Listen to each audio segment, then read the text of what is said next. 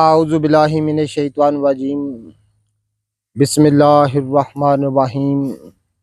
अल्लाहुम्मा सल्लि अला सय्यदना मौलाना मुहम्मदिन व अला आलिहि व सहबिही व बारिक वसल्लम।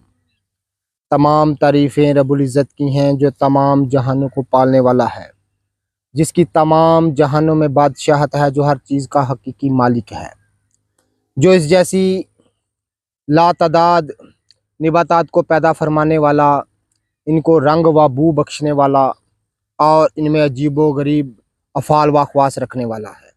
मैं हूँ हकीम आमिर शहज़ाद डस्काफ पाकिस्तान से। जितने भी मेरे दोस्त अहबाब मेरे यूट्यूब चैनल हकीम आमिर शहज़ाद डस्का पर नए हैं, वो चैनल को सब्सक्राइब ज़रूर किया करें, बेल आइकन को ज़रूर प्रेस किया करें, ताकि हर नई आने वाली वीडियो का नोटिफिकेशन आपको मिलता रहे।